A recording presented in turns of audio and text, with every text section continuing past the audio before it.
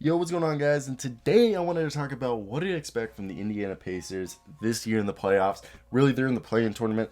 So let's just talk about it. And look, the Pacers they just lost to the Lakers. And I don't even know.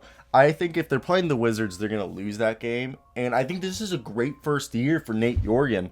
And I know it isn't any sort of progress from what they've had before with Nate McMillan. And can someone who's a Pacers fan please explain what's going on with Nate Bjorkgen and the organization? Seems like Nate Bjorkgen could be fired, and it just seems like the players and his style of coaching does not like mix well, and they're clashing. So I want to hear those thoughts and your comments down below. What do you guys think of the Pacer organization? So they're gonna be playing against the Pacers, and if I have to put money, I'm putting on the Wizards. And it's if Beal's hamstring's healthy, but even if it isn't healthy, I'm still not putting money against Russell Westbrook. But if we just look at this Indiana Pacers team, I think they've been phenomenal. I mean, when healthy, they're better. Obviously, they're still reeling from, Sabonis wasn't playing against the Lakers. Aaron Holiday didn't play against the Lakers. Nor did Jeremy Lamb, Edmund Sumner, Malcolm Brogdon. And we don't even know when Miles Turner is going to be coming back, and they don't have TJ Warren. TJ Warren, nothing really. But if they're fully healthy, this is a great lineup of Malcolm Brogdon, Karis LeVert, Edmund Sumner, Doug McDermott, DeMontis Sabonis, TJ McConnell off the bench, Jeremy Lamb, Justin Holiday, O'Shea Brissett, Goga Bitadez. Someone tell me how to say his name. But that's a really good lineup. I'm a big fan of Jeremy Lamb off the bench. TJ McConnell's been basically had a career year. I think TJ McConnell is one of the most underrated point guards in the entire league. And I think what he's been able to carve out a career doing is phenomenal. And what is this, his sixth season? So good for him. Basically, had pretty much a career high in everything except, 3-point shooting. He had 32%. But everywhere else, he's gotten almost 2 steals a game. Phenomenal player. And Malcolm Brogdon, we need this team to be healthy. And I think they're good. They got rebounding. And going into next year, obviously they have to decide between Sabonis or Turner. I think they're going to keep Sabonis and trade Turner, or, whatever, sign and trade probably Turner, whatever happens with him. But yeah, Goga looks like he could replace Turner as at least with the rim protection. In his last 6 games, he's been averaging 1.7 blocks per game, and for the season, 1.3 blocks per game.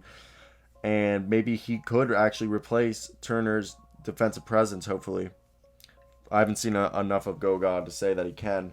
What Miles Turner can do is pretty incredible. Karis LeVert, I think they won that Victor Oladipo whole shebang trade with the Brooklyn Nets and Houston Rockets. Karis LeVert has been good for them on the season. And, for them, he's played 33 games so far. And I think it hasn't been bad. I know the three-point shooting, you could argue, but he's getting steals. He looks like a two-way player, and he's decent for them.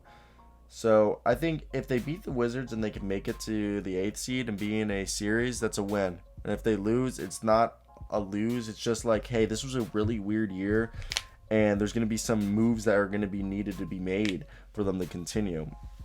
So, I want to hear, what is this Nate Bjorkgen beef about?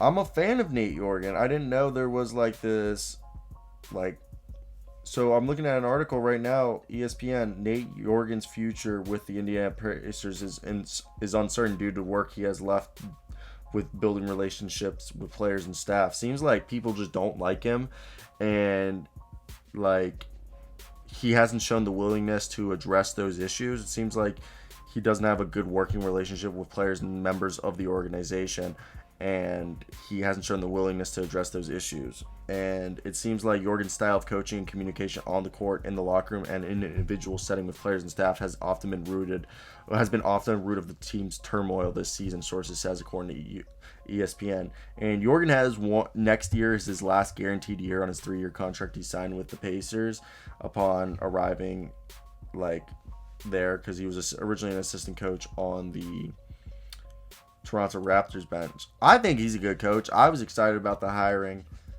Seems like a lot of people are the bitches, and they should just fire everyone who doesn't like Nate Bjorkgen and just get guys around who like Nate Bjorkgen. That's my take. I don't know how few people will feel about that. I believe you should surround, if you have a new coach, surround the coach with everyone who have like-minded people like the coach, okay?